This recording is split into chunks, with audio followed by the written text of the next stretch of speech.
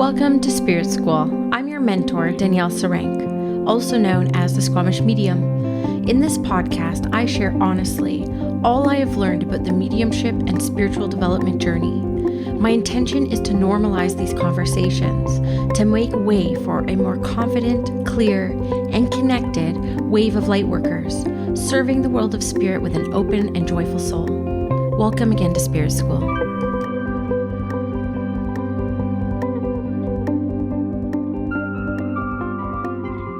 Hello, everyone, and welcome back to Spirit School. I am so excited to be bringing you an interview with somebody who I have been following for years on Instagram, who I think has probably the best celebrity name I have ever heard in my life. I'm going to invite Christian Bradley West onto Spirit School. How are you?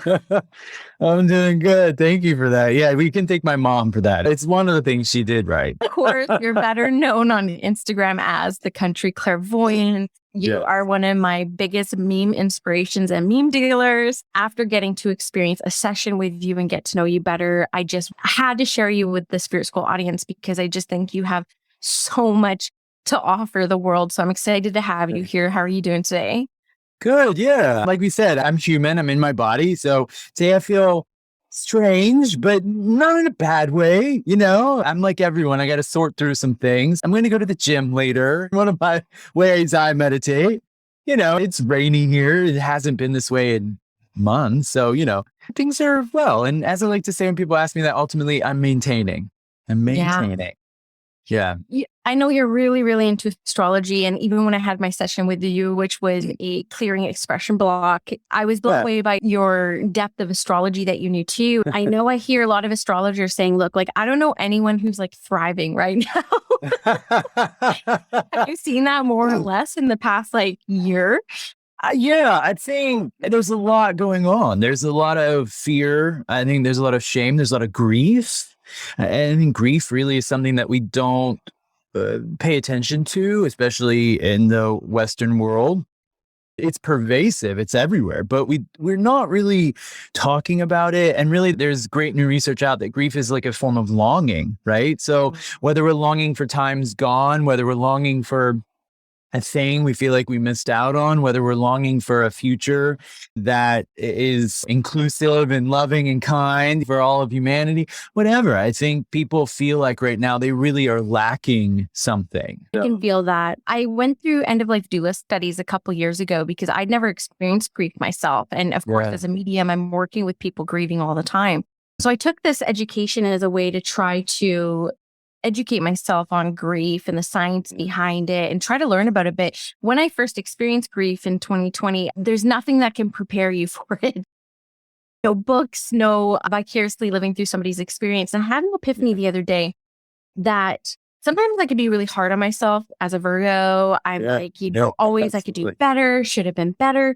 And I was able to actually experience what I felt in that moment. It was actually grief. I was like, wow, this is exactly this grief coming up. The shoulding on ourselves. I should be this way. I should have this by now. I think a lot of people are feeling like, oh, well, it should have been this way and it wasn't. You know, sometimes even with our parents and like if we didn't get the caregivers we wanted as adults, we're like, I should have gotten that. Oftentimes we'll seek it out in our partners, right? Things like that. So fear, shame, and grief, I narrow the quote unquote negative emotions, whatever you want to call it, to these three things because I find everything else comes from them. The fear and some form of lack. Right? Fear is this perceived lack of safety, shame, perceived lack of value, and grief of this perceived lack of whatever, something that we want or that we think we need. So yeah, I think grief is highly pervasive right now within the collective and something that if we can learn to work with, we can transmute it, obviously, because it's just part of this human experience. Yeah. Absolutely. I love that. And I was so drawn to your clearing expressive block session because I talk for a living. Right.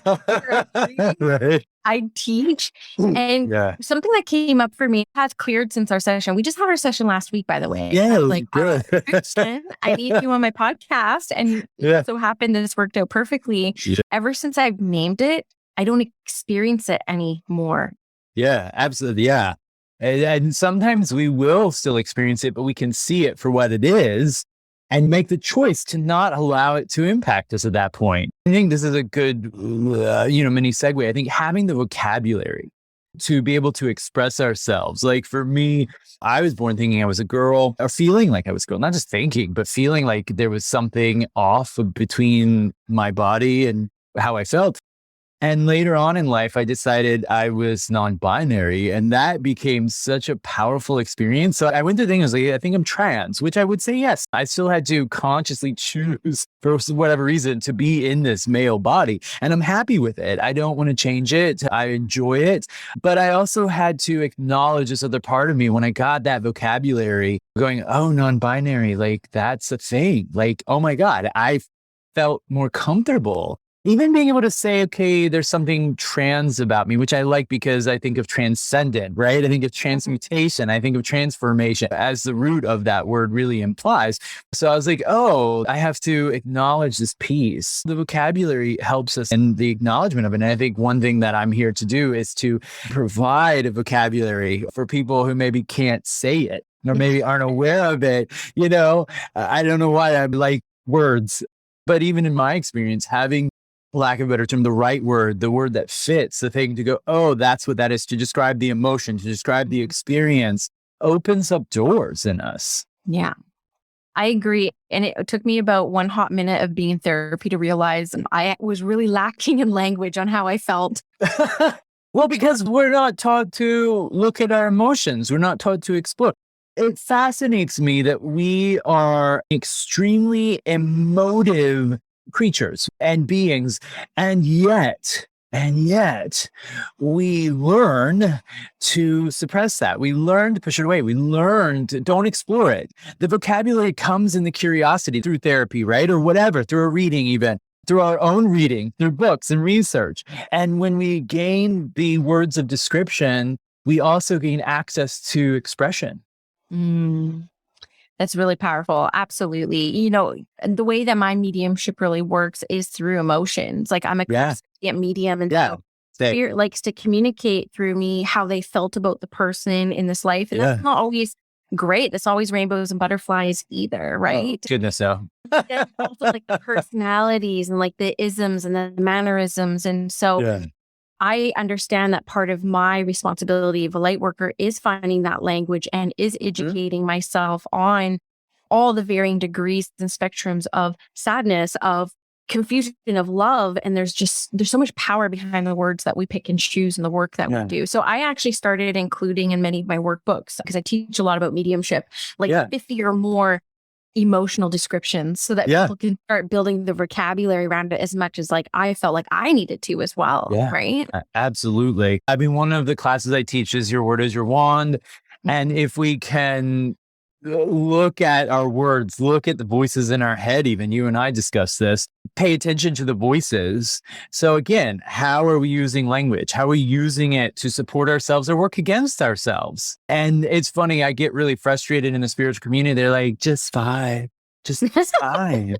Just all you got to do is just vibe. I was like, listen, if just vibing worked, we would be in a utopia now. I was like, and what type of vibes are you harboring that maybe are unconscious that you're trying to suppress in your just vibing, or positive vibes only, or all those things? Like, we cannot weaponize the vibes against the negativity, right? We've got to, from my perspective, use our language. We have the most complex, not just that, not one language, but multiple languages of any other being that we're aware of thus far, right? And that's beyond just micro expressions, beyond movement. Of course, dogs can tell things through movement.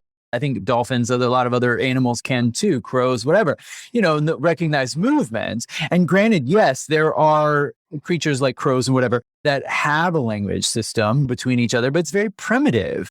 So for us, we have something that's remarkably complex that's been developed over who knows how long we've been here.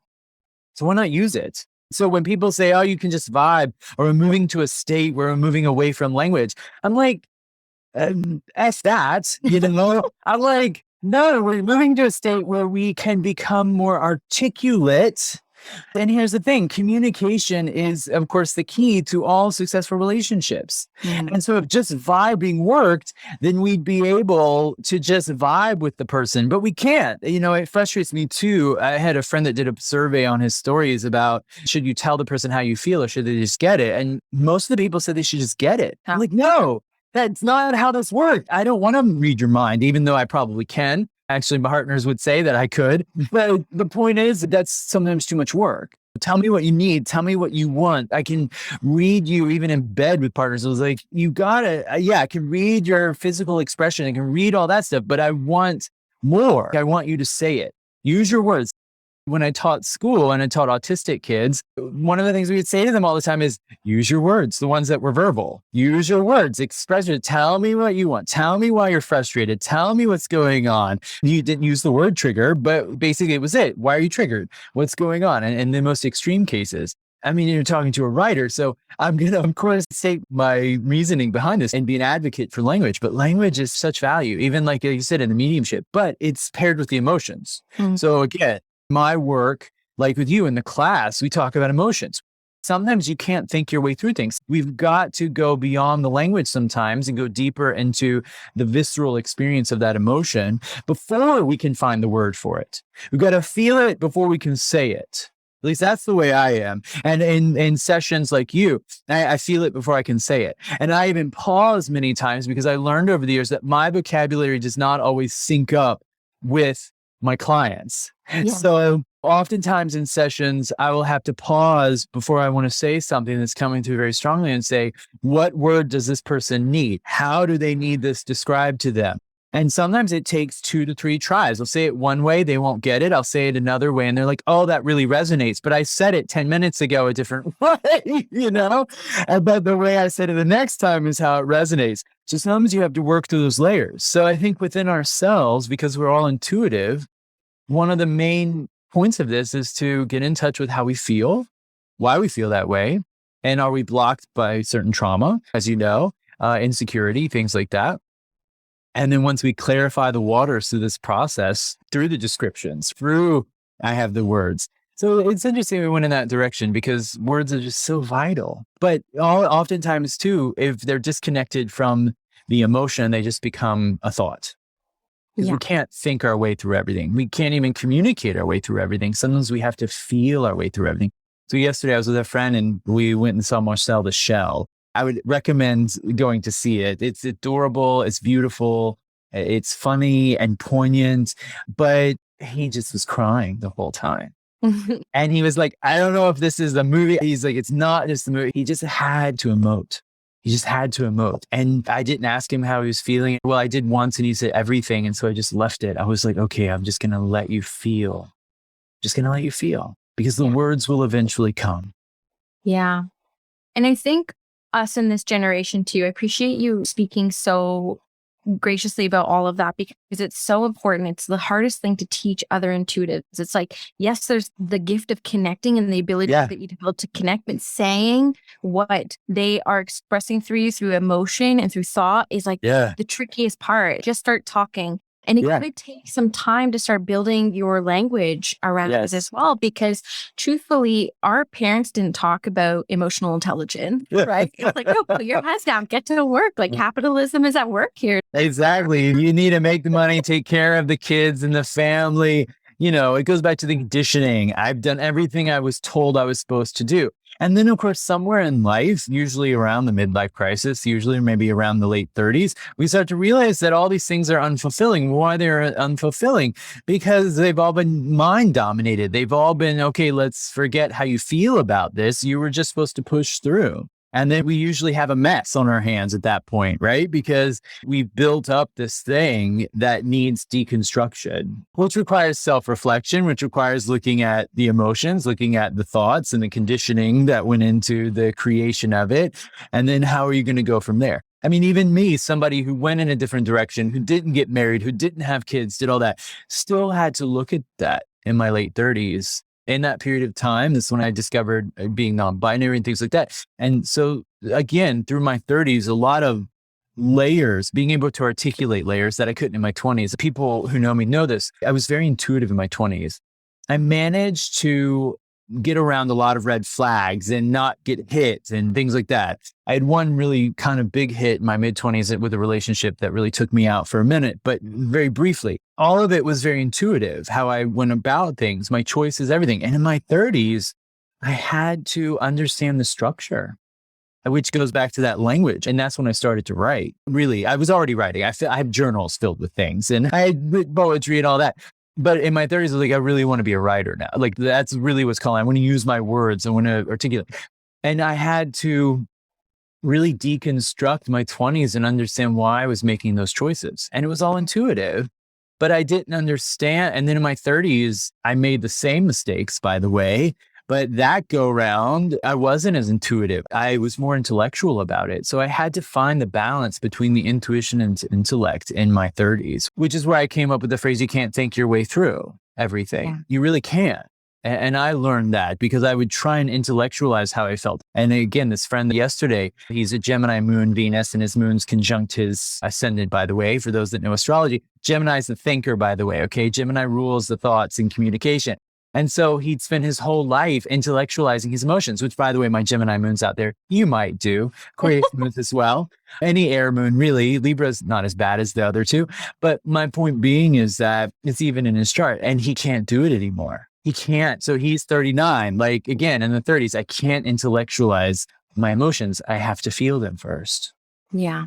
Yeah. Well, and I'm wondering too, I really wanted to go back a little bit with you because there's two things that stuck out for me on your website. So there's two areas I want to go and I'm going to let you choose which one you want to go to. I'm hearing a lot of like this growing into your expression and then just wanting to highlight the fact that you are an incredibly acclaimed artist. No. And when I look at your art, I'm like, okay, this guy does painting, he does sculptures, he creates textiles, like just mind-blowing art that you do. And I'm wondering if that had a piece in your finding your expression as well. Yeah. That would be very emotional in your photography.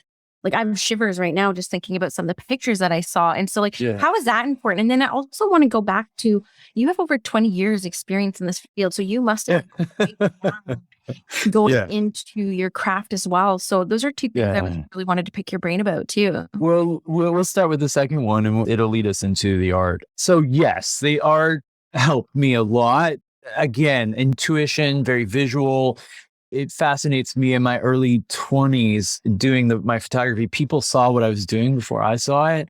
So I had a lot of things in people's mouths, like pine cones and ribbons. Like I wanted to shove shit in people's mouths.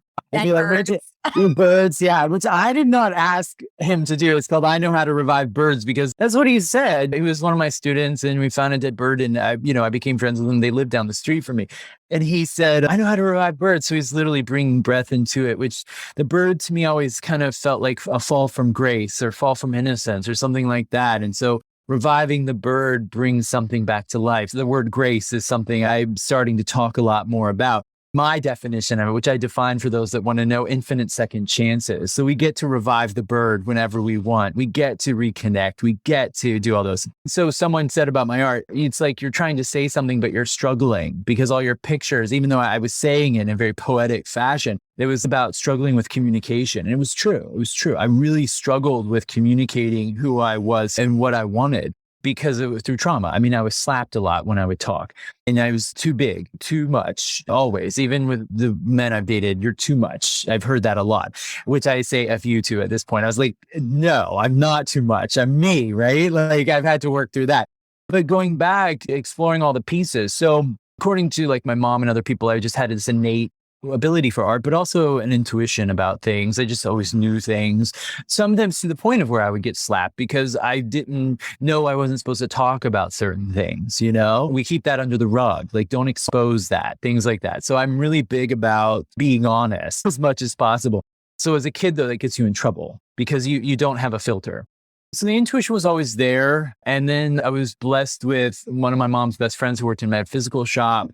In my late teens, really, I started to come into this because I got sick. And so I connected with like herbs and things like that through a lot of gut stuff. that led me to shops that had psychics too, and essential oils. So I started looking into all that and studying all of that stuff. So very young, I knew how to use essential oils. I mean, when I was 16, I was basically probably an aromatherapist at that point. I knew all the oils. And this was back before the multi-level marketing stuff. I mean, this was around 1995, 95, 96. That kind of, again, opened doors. So I had these things. And before then, I was drawn to spirituality, but I chose Christianity at the time because I deeply wanted this connection with something that I felt was really more immersive, not even connection, just being a part of, what you could call connected because we live in the perceived duality. But, I really felt drawn to that. That started to fall apart when being gay showed up, and of course non-binary, going like, oh, well, I'm considered an abomination. I was like, that doesn't feel right. I mean, hell never felt right to me. Every time they talk about it, I was like, there's no hell. I was like, we live in hell. Like, we create hell. Like, I knew that at a very young age. And then as I started to read and expand and learn about spirituality or different facets of it, and learn cards and things. I was always connected to fairies, nature, spirit. That thing was always big for me. And luckily I had a couple people that saw it. Not my parents, people outside the family, that really supported me in that. My mom saw it. I think she did what she could do, if that makes sense. She struggled with her own traumas and own things, as many of our parents do. I think that led to the art too. The art really came because I wasn't allowed to sing. My music teacher saw some raw talent, but that never happened. I also had visual talent. So in composition and whatever, I remember my 4th grade art teacher really pointing out what I could do. And I didn't know what I was doing. I was just throwing shit on paper, which says to me, we don't come here as blank slates. We come here, whether genetics, past lives, all that stuff. And if you've ever taught young kids or had children, they just have a personality from out the gate. They just do, and we can cultivate it or not.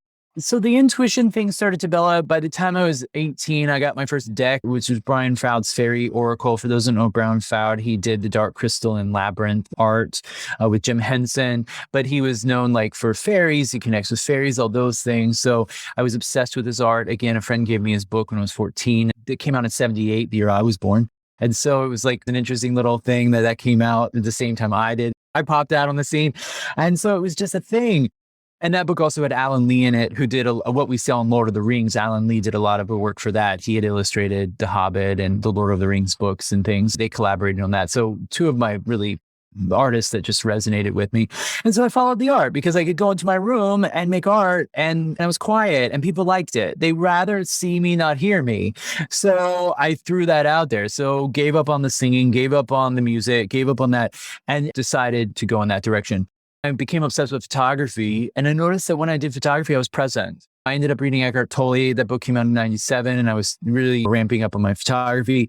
And I was like, oh, I'm doing what he says when I make art. All the things he talks about, I was like, there's no pain body here. There's no second guessing. There's no questioning. There's no thoughts getting in the way of me making what I want. I could just move into it. And that's what I do in sessions. I have to move into that space, my intuition. I have to drop all the judgments. I was struggling with one client a while back who's a very consistent client. So for those that don't know, if you read someone more consistently, sometimes people say it gets harder. I haven't found that to be the case because I didn't want that to be the case. When I was younger, I was like, I don't want to be that person. But what I learned I had to do is drop all judgment. Right? Drop all, anything that could block the information from coming through. And that's what I do with my creativity. I do it in my writing now too. So it taught me how to do that, how to completely step outside of the little me, so to speak, the ego me, the whatever, and go into a space of just pure expression and allow whatever to come through.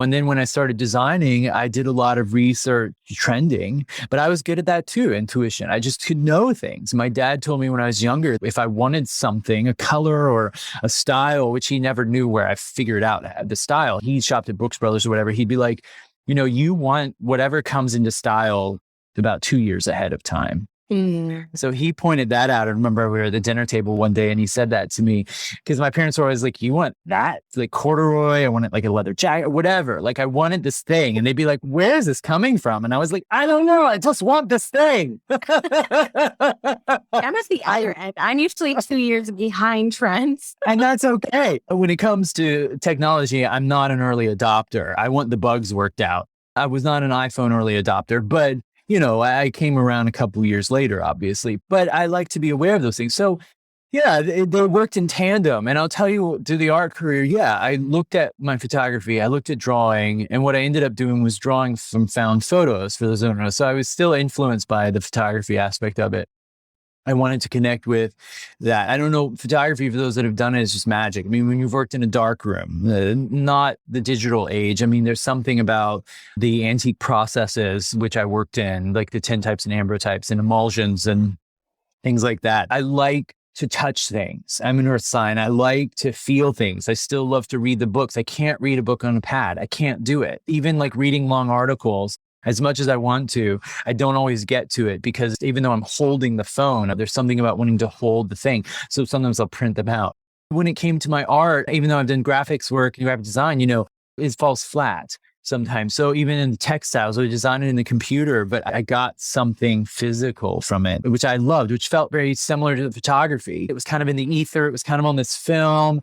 And then I would take this thing and through light, the light would shine down and it would create this image on this piece of paper that then I could hold, or this piece of aluminum or whatever. Putting on the aluminum, things like that, it became sculptural even. As the carpet was the same. I would draw out the textile and then we'd pick out the yarns and the colors and then it get tufted. And then you'd have this very physical thing. And sometimes I miss it. I mean, I really do.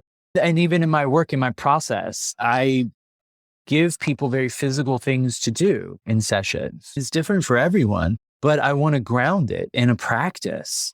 The art was not something I just learned. I was self-taught. I didn't go to school for it, but I had to learn it. And even my degree, which is in science, because I'm a scientist too, I had to learn to be in my body.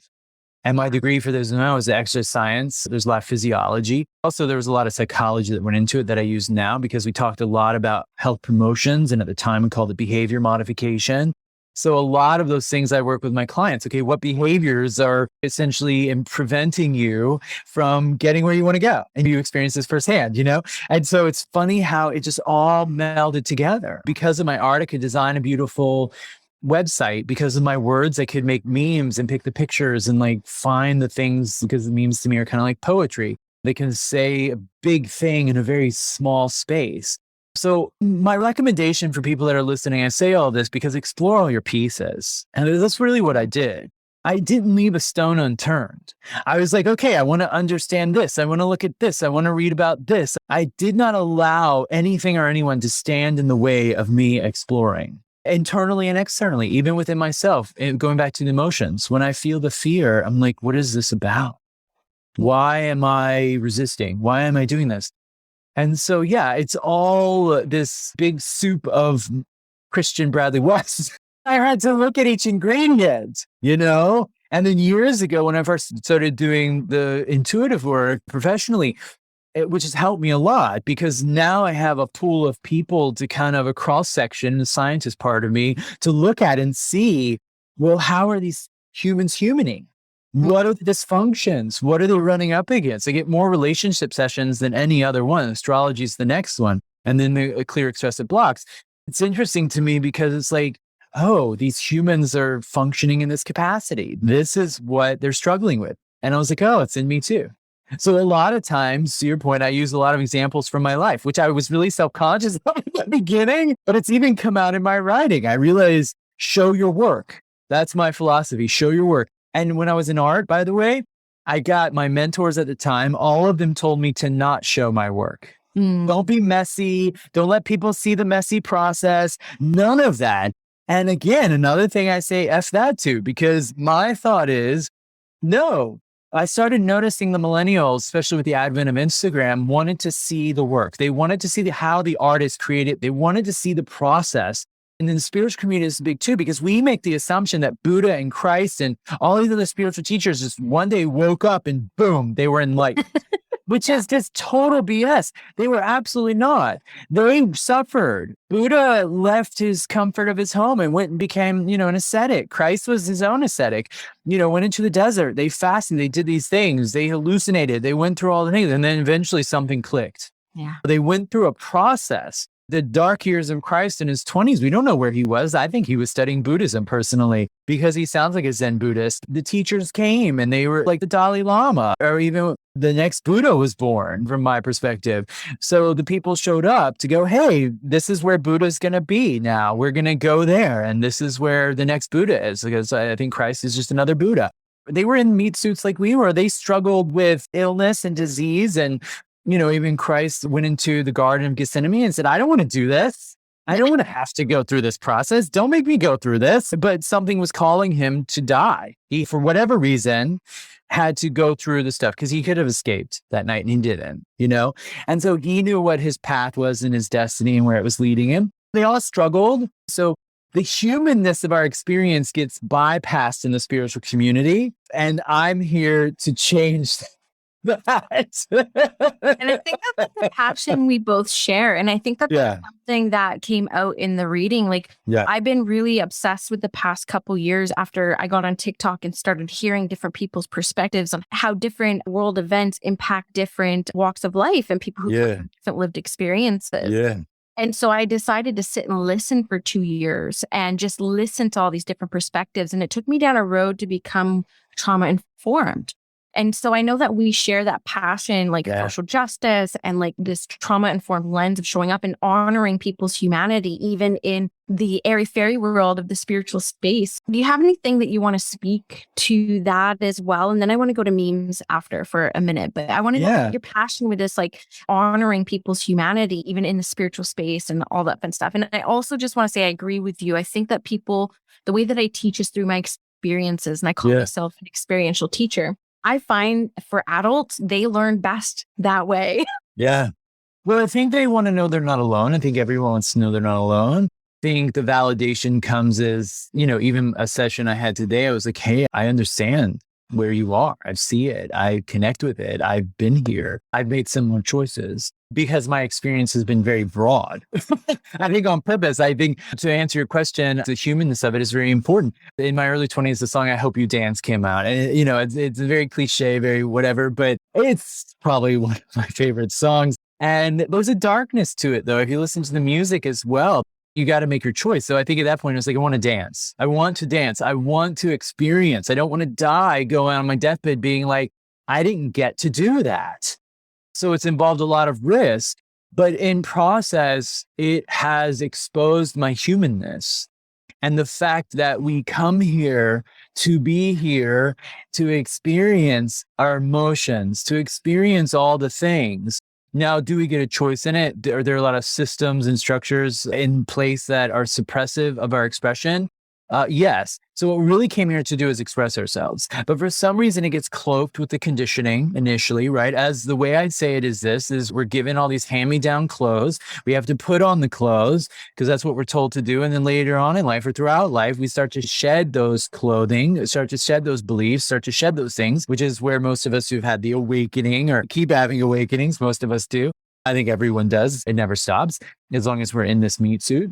Part of the human experience is shedding the skin, shedding those layers, shedding the belief systems, shedding the things, and then going, well, this is who I really am. And I think all the enlightened teachers, all those people, the ones that really exhibit that, there's no pretension. There's no layer of fear, so to speak, that comes from that conditioning. Because let's face it, when we're born, we have an amygdala. It's the first thing. The prefrontal cortex isn't. We rely on our parents for perspective as children because we don't have that perspective. But as we age, we acquire it. So part of the experience is to come to experience the fear initially, to come to experience the lack of safety. The issue is most parents aren't really good at creating the safe environment because we really don't live in safe environments. So one of the lines from Marcel is that he's looking at his social media, the little shell, because a filmmaker's filming him and he goes, peace and love. The girl signed her little note. He's like, of course, peace and love. He's like, what? Am I going to sign it war? Yes, I come with war. And then maybe it just tickled me. His little sarcasm. And I was like, that's exactly how I feel about it. Like, no, we don't want war, but why do we keep doing it? So violence is definitely part of this experience here. So if we can recognize that within ourselves, then we can stop it. So recognizing the very human, we might even say the animal part, is the part that wants to survive. Part of the spiritual journey is really recognizing that and going, oh, I'm not going to let that impact my choices. I'm not going to let that mask my consciousness. Because even though I'm afraid and maybe I can't eat or I'm hungry, whatever, maybe there's something else. For those of us that, especially if we have privilege in some capacity, maybe we can support people that are struggling with some form of physical lack. So recognizing our fear, our shame, our grief, recognizing those pieces that some people call the shadow or whatever. I don't necessarily like to call it that. I don't like higher self or any of that. I just prefer to look at people as integrated, even if they don't think they are.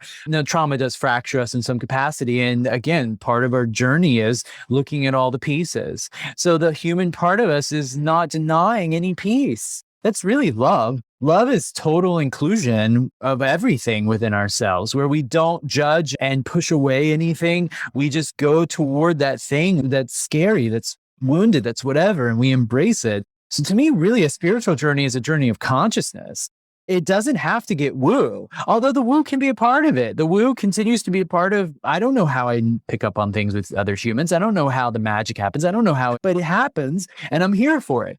But my point is this, is that if we don't embrace our humanness, we can't get anywhere. And I'll tell you this, people give Eckhart Tolle a lot of flack because I don't think they really read his work. I don't think they understand it. And that's not bypassing anyone. I think it's true. I think I see a lot of snippets on Instagram where people are criticizing him. And I'm like, did you read the other books? Have you listened to it talking? I was like, yeah. Did you contextualize that within the whole? Just curious. But he says that he talks about the pain body, which is basically trauma. He talks about that. He was doing this, years ago. But what I want to say is he talks about going into the body.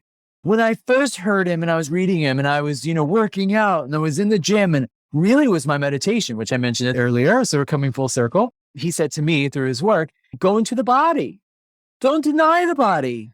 The ascetics denied it. People say, oh, sex is bad. All these pieces of the body, your desire for food, the 7 deadly sins. Now, the 7 deadly sins are true. Like, here's the deal. If we overextend anything, like that's why the Buddhism is the middle way. That's why the Stoics, the middle way, right? We acknowledge the very human part of ourselves without letting those impulses motivate or override our ability to be aware. I had an ex that would say, well, I don't think humans are monogamous. So we're animals, like all that stuff. And I was like, you know what? If I could be a hoe, I probably would be. I'd probably be out there with anyone and everyone because some part of me, if you follow me, I'm very sex positive. And so I'm all about that. Like, go do it. If you want to do it, go do it. Be conscious of it though, be aware, be safe about it, all of those things. But also my point is the fact that I default to monogamy because maybe because I'm lazy. I don't know. But I like the deep, intimate connection that I get within that space. But I consciously choose that. I consciously go there because I know that I'm whole in and of myself and I don't necessarily need this person to fulfill me, but I can choose a person that I'm very compatible with, that's very healthy, that's worked through their dysfunction and choose to be with that person and be very satisfied with it.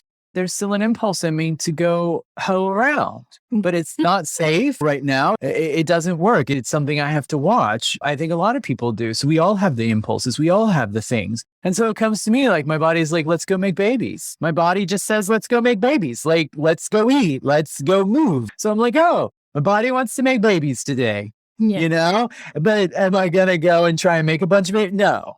I mean, I go, oh, okay, no, thanks for showing up. I love it. Maybe I'll make love with my partner, whatever, but things like that. So I think we want to watch all those things, but also not deny it. None of it's bad. I point that because that seems to be the thing that a lot of people like, we have the impulse to eat, we have the impulse for all these things. But when it comes to sex, like, oh, that's the one impulse. Nope, not allowed to have that one. You got to pee, but you can't want to orgasm. That's bad. Of course, we know if we don't pee and we don't go to the bathroom, we're going to get sick, right? It's going to disrupt the balance in our system. So our body wants all the things. So you asked me what I'm passionate about. I don't necessarily love that word, but I'll say I am about being purposeful in all ways. Be on purpose. You are here on purpose. We all are here on purpose, which is to say we are each significant. And so I say, live your life accordingly. So in that, another way to say it is we're all artists. We're all making choices. We will make as many choices in a day as breaths we take. And we have an opportunity every day to pay attention to those choices. And where is it coming from? Is it coming from survival? Is it coming from fear? Is it coming from lack? And if it is, that's fine. Yeah. But then make it a choice. I'm going to use this to be manure to grow wildflowers in. I'm going to transform. I'm going to do all those things. So being human is what we're here to do. So let's do it really well without the violence. I love that. Thank you. No, I think a podcast to you because, the last area I really want to know as part of this interview, which is where it led me to you and why I really wanted to interview is because I think if someone were to just look at your Instagram, they wouldn't get the depth of you narrowly. And I really wanted people, because I know a lot of my audience follows you because I have spiritual meme round Monday and I've been snagging your memes for years now and resharing them because for me, the memes, it shows another side of me because I could be quite dramatic and it's same. For me, it shows the lighter side of me, my weird sense of humor. With you, why memes? What is with them? So, like I said earlier, I think they're poetry. I have a poet in me. I've always written poetry, always loved it. I remember 6th grade, I met a poet and she came to speak to our 6th grade class and I was just obsessed. I was I just love this. There was something, again, the words, saying things in a small space that resonate in a big way, I think is really important. And I was inspired to do it years ago. Instagram is meme land. When I researched a lot about building a social media platform or whatever, one of the options is meme accounts. So for those who don't know, if you look at it, if you've done the research, then, it's celebrity. There are artists on Instagram. So you can narrow it down to these categories. And there are the infographic people, right? And I have the occasional infographic. I used to do that in a funny way. What I discovered for me, I was I just felt inspired. I was I think memes are the direction to go. I had met another friend on Instagram. She had built a really strong following through the spiritual memes. And I realized they took just your basic memes and sometimes remixed them in a spiritual fashion. I was well, I can do that all day. I love remixing things. I'm really good at remixing. There's a great book out there that's called Steal Like an Artist, and now what I like what he says basically what I said, you look at all your pieces, right? Because in the beginning, we learn from the masters. So you learn about how other people are doing it, and eventually your signature comes through, your voice comes through.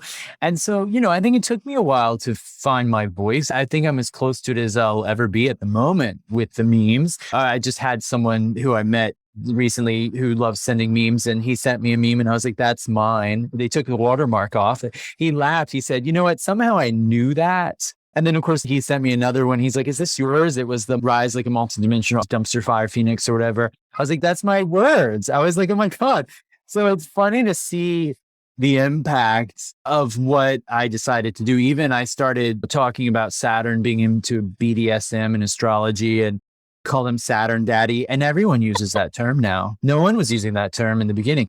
So the memes are a way to really get information out there. I think as much as anything, the downside is with anything is their sound bites, to your point. No, the editor that I just worked with, I was really grateful for because he seemed to see me. He seemed to be able to recognize me and my ability to use language and things. I was delighted. I was you see me. Oh my God, that's delightful. What I was going to say to your point, I think the people that see me. So the ones that stick around, they get it. The ones that don't, that's okay. We're not going to be for everyone. And sometimes I like everything from the ridiculous to the sublime or the sacred and profane. And I think memes can walk that line in a lot of ways. I got a great one last night that I was falling to sleep. I got to make it. And again, there's a lot of remixes, but I love one of my favorite meme trends because I love wizards and all things was the orb, pondering my orb. And I love that everyone, including myself, had to create their own pondering orb meme or even the little miss memes, even though people got tired of it. I was I'm going to make my own. I'm going to use standard meme format for Little Miss, you know, and like take shit posts and put them in the Little Miss, and then it would have that long, you know, shit post quote on the whatever image. Again, remix. I wanted to do that. So I think it's also an opportunity to be creative and allow that to present. And then I started doing carousels year before last. And, you know, I'm a curator as well. I've curated shows, exhibits, things like that. So I was like, oh, I'll curate memes too. Although that, by the way, I mean, that has made posting 3 hours a day. I haven't been able to post recently because a lot of other things have been going on. People visiting, book stuff. It's been really hard to find the bandwidth for it because I will spend 3 hours a day mining memes for y'all. Yeah, you know, there's so much I just want to respond to this because I'm working on a podcast right now called Free Spiritual Labor. And you are like, you're up there with one of the 3 content creators. If you knew what it takes to come up with like, fresh, original. I want to be fresh. Yeah. Like, not to toot my own horn, but I think we all should celebrate ourselves to some degree. It fascinates me how much of my stuff gets stolen. I mean, and not just taking my watermark off, but my vocabulary. Yeah. I mean, again, going back to how I express what I say, how I do things. Now we're all breathing the same air to some degree, so I'm not going to take all the credit for it. The high tide raises all boats, so I'm happy to be part of the tide and one of the boats too. But still, it's been interesting to watch all of it. And I have friends that say, here, your quotes. People will literally take quotes out of my captions and then go and do things. And it's frustrating too. In the beginning, it was really frustrating when I was growing because, again, the high tide raises all boats. I had many things go viral. And I said, why aren't you supporting me? I was really confused. I was like, why are you putting your watermark on my creation? And people are like, oh, it's just a meme. But I'm like, yeah, but I'm also make a living doing this. Like you could support my creativity. Even my quotes that people say, I'm like, you could say, hey, that's attributed to Christian Bradley West, you know? I'm reading a book now that I'm not in love with, but it came out in 2013. Oh, you know which one you're talking about? Yeah, I think we talked about it. I won't say it because she's a good writer. There's nothing wrong with it, but it's got a lot of spiritual mumbo jumbo in it. And I'm like, oh my God, this is all over Instagram. It's like people just took her quotes in her work and have been making memes with them since. You know, I think the work is a little bypassy, which is why I don't like it. A lot of law of attraction and things like that. And now I'm remembering we discussed it already. But to people out there, like it fascinates me. I'm like, oh my God, this is where this came from. Yeah. Right? And there were over 2 million copies sold. So, you know, it was very pervasive in the consciousness of the community. She didn't say anything new, by the way. I mean, The Secret, there's a lot of little secret things in it too from that book. My point is this, is that steal like an artist is fine. But my thought is, if you're stealing just for stealing and you're not making it own, that's an issue. So I do my best to try and make things my own through my own filter, my own voice, my own vision. And I think a lot of people out there on social media just don't have that capacity. It's because I think you said free spiritual labor. It's because it's hard to do that. It takes time because we live in a process-oriented world, you know? Reflection, it takes deep reflection. That's part of the process. Right? Absolutely. And the intuition. I'm like, what am I going to post? I mean, the post I did today, right before our session, I had for days because I couldn't get to it yet. Even last night, I wanted to write the caption. And I was like, I don't know what to write. I was like, I'm going to wake up in the morning and I'll know. So I'll just wait. I was like, I'll just sleep on it and I'll do it before I see Danielle. To your point, it's frustrating, but the bigger I get, the easier it gets. And I look at these artist accounts that also make great quotes too, that are writers too, that are, you know, all the things like me. You know, their stuff gets taken all the time. And then they even gets reproduced, like people in China do it. I have a good friend, well, Shannon Gomez from Rebel Deck. I mean, her stuff gets taken, stolen all the time.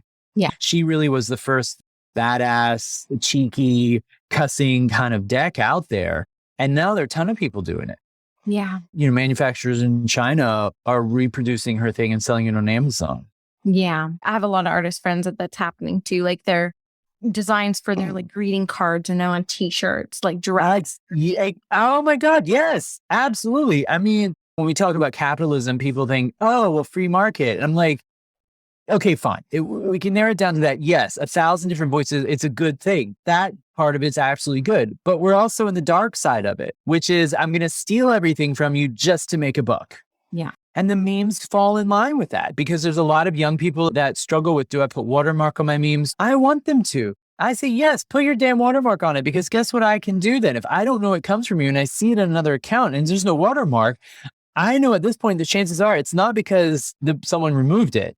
It's because ever did it.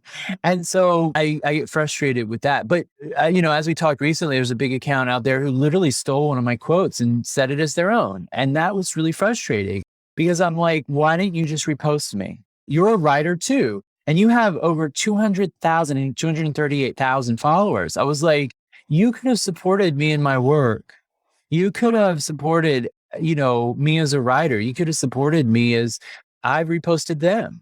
Yeah. And, I didn't know what was their meme, by the way, because again, they did not put a watermark on it at the time, but I tagged them and I think I put it in my stories and, all that. If I don't know and someone messages me, I will do it. But if there's no watermark, I can't do anything about it. I try and not post things without watermarks, but now it's gotten hard because you don't know if somebody did or didn't put the watermark on it, And I don't think he did. I think in the beginning he wasn't. So I thought it was funny. He came after me for not tagging him, but then he completely stole from my quote.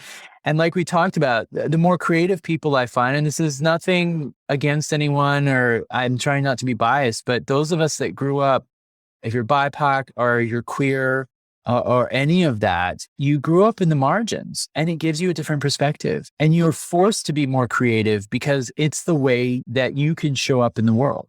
Even though I present at this point as a cisgender white male, I haven't always. I was very feminine. I was called names every day of my life as a kid, every day, awful names, very nasty humans in life. But it forced me to step outside the norm because I already existed out of it. But it forced me to consciously go, okay, I got to look at the world through a different lens. Yeah. And the suffering brought that on. And I'm not saying everyone can do that, but suffering definitely helps in creativity. Like the funny tweet that says, how did you get so funny? Thinks it's trauma. The privilege does allow for certain things. So I exist in an intersectional space. Existing there and choosing to be there provides me access to a creative expression that's outside the norm.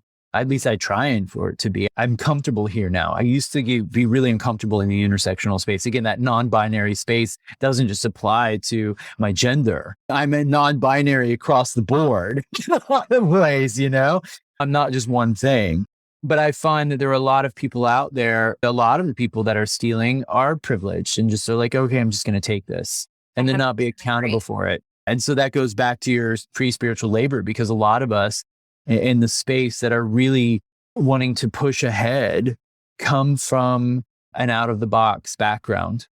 Yeah, I agree. And it makes you wonder, before the online space, how prevalent that was in real life. Oh, I think absolutely. It always has been. Absolutely. Humans have not moved off the mark. Humans are just as violent as they were 500 years ago. And privilege, colonialism, I'm going to steal this from you, whether it's your land or your culture. My ancestry is Scottish. And, my family came here through the Highland clearances. Well, what happened in the 18th century? The Highland clearances took place in the 17th century. So all my people were cleared off their lands.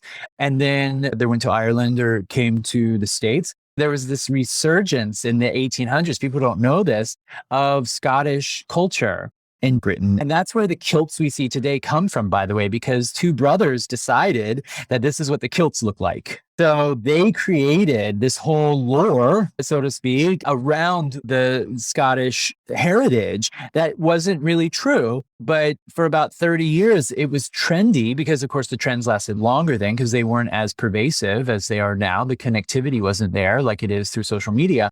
So a meme trend back then would probably last 30 years versus 30 minutes or 30 days for us, not even that long. So being Scottish, basically doing all the things that were Scottish, became really big in Britain at one point in time in the 1800s. And they stole all the customs and the heritage and all the things from that after clearing them off their lands. Yeah. Yeah, I mean, well, then they were often killed. Does sound familiar today, people? Humans. Well, of course, it was happening with the Native Americans at that time, too. It's still happening. It's still happening. People are still going to take and not be accountable for it. And it's happening in this space. It's happening on a micro level right now, but it's still happening. Hey, you have something I want. I'm going to manipulate it, market it, not even manipulate it potentially, but I'm going to appropriate it. I'm going to take it. I'm going to use it. So when people get upset with me about, oh, it's just a meme. No, it's not just a meme. It's the behavior behind the taking of it, behind the removal of the watermark, behind the fact that this person did not think enough of me to tag me when they posted it. Yeah. There's some malintent almost. I think so. Yeah. I think so. I mean, I can't tell you how many people have removed my watermark and put somebody else's. No, it sounds petty, but at the same point in time, I'm like, we're all in the tide. We're all the boats. We are the tide. But it's not even about being petty. It's the fact that this is the way history has always been. Well, that's my point. Privileged. Exactly. And so it's a microaggression back to violence about taking something from someone. And we don't consider it violent, but I do. And I talk about it in my work all the time. It's violence to steal from other people. And when they say, hey, that hurt me, to look at them and go, oh, well, I'm really sorry. And this happened to me with that quote, by the way. Oh, I'm really sorry, but can I just keep it anyway? Mm-hmm. Can I just keep doing it? Can I just not acknowledge your influence? Can I just not support you? I want to be the one that spearheads this. And we see it all the time. We even see it in the Kardashians. They got into crystals and different things. And, all of a sudden that's changed things too. Sadly, though, a lot of it becomes superficial in the appropriation because it forgets where it comes from. Listen, I'm not above this. I've accidentally made some things that people have come after me for. And now most of these people don't know me or where I come from or my heritage, so they don't question it. They're just like, oh, you're a white guy. But setting all of that aside of my own experience, I've looked at it and said, you know what, I'm just going to let it go. But the internet's forever. So people keep tagging me in things that I deleted years ago. Yeah. I'm willing to look at things. I'm willing to go, is this appropriation? Did I take this? Is this an issue? And let's have a discussion about it. You know, there have been many hateful people, which frustrates me because why be hateful? But again, it's the people's own trauma, their thing. So, I mean, I've had to look at it within myself too. I'm not saying I'm above board with all of it, but I'm willing to be. I think accountability is that big piece of change that we're all striving for. It's not like calling this guy or this person out for resharing your stuff. It's like, no, the way we move forward is like you being accountable for what has transpired, and your lack of accountability shows us that this cycle is going to persist. Exactly. Let's show our accountability. I mean, I would go online, I would do stories and talk like, hey, I did this. And it's only happened a few times. And I know I wasn't above board. I didn't know what I was doing at the time. I was unaware because I grew up with this stuff. So it was pervasive to me. But even people would say, well, that even points to privilege, And I get it. I understand where they're coming from and I want to hear them. I want to listen to them. I want to understand because I have to do that too. I can't tell you how many people have come to me and as a gay man, they will ask you the most invasive fucking questions. Okay, I kept saying I wasn't going to cuss, but here I am with like, who's the top or bottom? All of that. And I'm like, that's major privilege. Now I will tell them, I would be like, hey, I have nothing to hide. I'll be transparent. But people don't realize that I don't go around saying, what's your favorite sex position? I don't say who wears the pants in the family. I don't go around asking all of those things. We have to educate people though. If we're in this position and we want to be seen and heard and we want to be visible, part of our responsibility is education. And most people don't agree because most people are like, I shouldn't have to educate you. And I disagree because I'm a teacher anyway. So, I'm like, listen, if I have a problem with it, I'm the one that has to speak up about it. Or else it just keeps going, which is why we need more voices in this space talking about the integrity and the accountability and really make it safe for everyone. And that's my whole point. If my page does not feel safe for people, I don't mind pushing some buttons. I don't mind triggering some people, but I don't want to do it for the sake of just doing it. I'm not doing it just for show or any of that. Even in my sessions, I want to be compassionate about how I do it and also laugh about it maybe, right? Have some fun with it, not make it so serious. Even in my book I'm working on, I'm like, how do I make people laugh about genocide? I don't think I can do it. Or people having their things stolen from them and all of that. I don't think, I don't think we're at that point, but I can at least be poignant about it. Yeah. Poetic, loving, compassionate, and open to the story. So yes, memes that took us down a really long path, but to your point, I think they're a way of disseminating information. It's important right now. You know, we can laugh, it can bring some humor, and it can be a gateway to diving deeper. It can really be an opportunity for that. I think so too. And what I love about memes and why I continue to post them just on Mondays, for me, it's just like my favorite 10 of every Monday. So I don't have like a necessarily a meme account because I love my drama too. Exactly. But I think that there's so much truth to them that is just so concise. And it's like how 5 words can impact you. The meme that sticks out the most for me this year, I don't know the original author of it, but it was like the Zen Buddha guy under a tree, and it said, I became my full authentic self when I realized I was cringe. Yeah. No one put a watermark on it. And that goes back to really what we've talked about the whole time, is embracing those pieces of ourselves that appear to be unlovable. Yeah. To the point of cringe that we kind of seize up about, that we tense up about. And those are the parts we want to go toward. My silliness and goofiness, because I have a lot of Sag in my chart for my astrology people out there. I have a stellium, and it is in the 6th house, by the way. And my Saturn in Virgo is where my Mercury in Sag. I mean, that's cringe all day long. I want to like express and be silly and goofy. And then immediately I judge it. Immediately I'm like, oh God, that's uncomfortable. So it's in my astrology.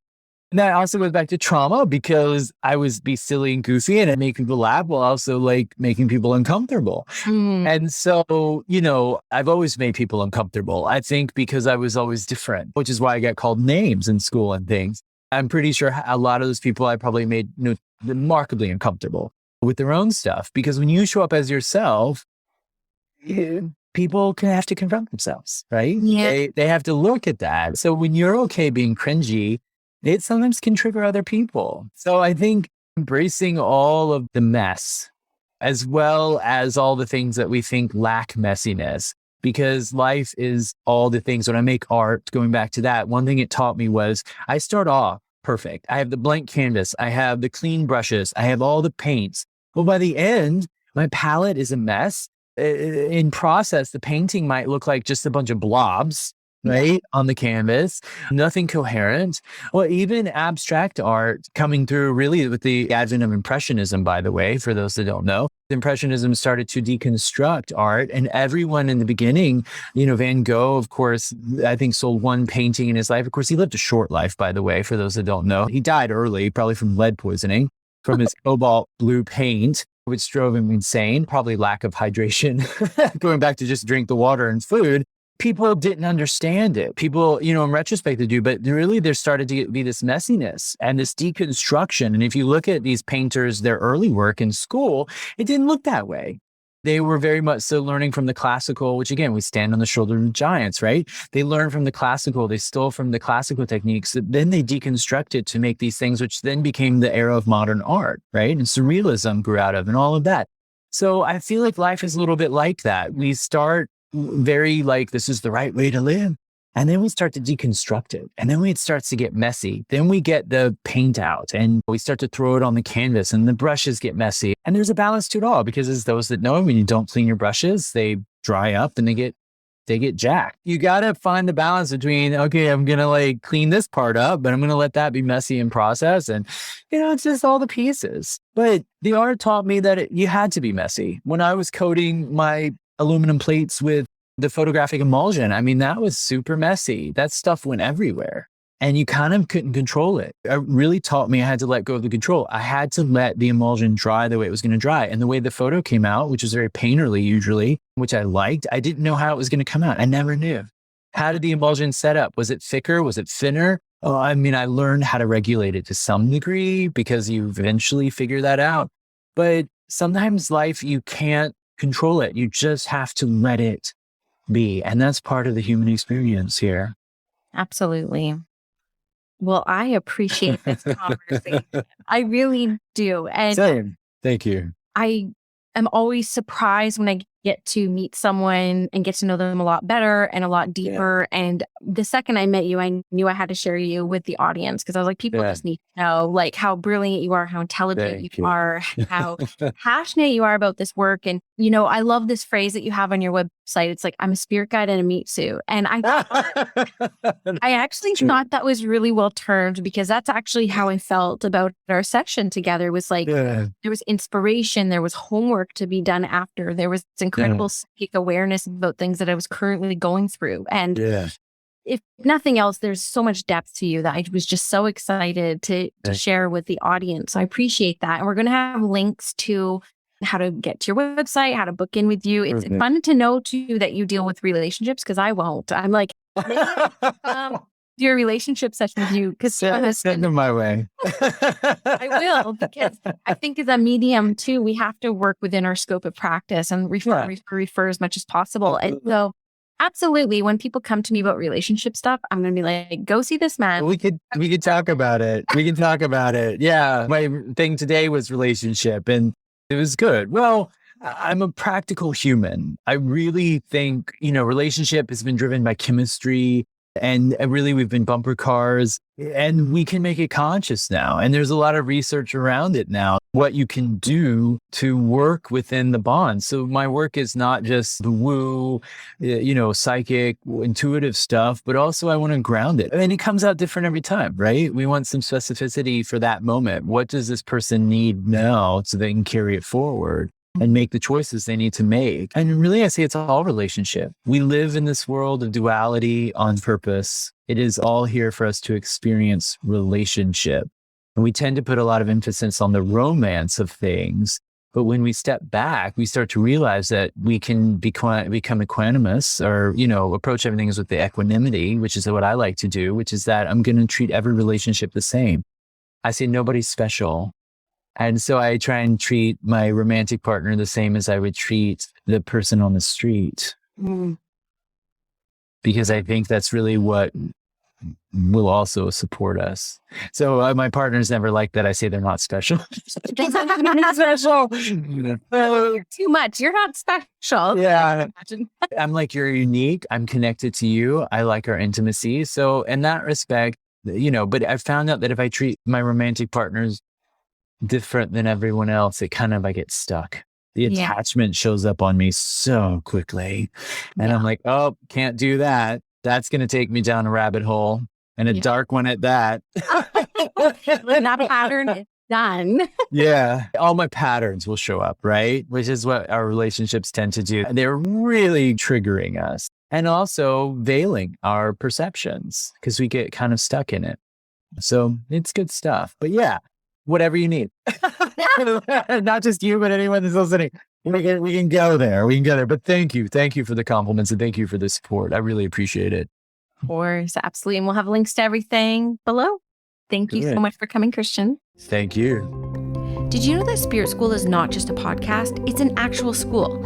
If you go to myspiritschool.com, you can invest in self-study courses, live programs, and of course the Spirit School Collective, my baby, my monthly membership community. All Spirit School offerings are intended to get you feeling clear, confident, and connected to your spiritual path, your development journey, and of course, connected to other spiritual curious souls who are having similar experiences to you. I hope to see you in Spirit School.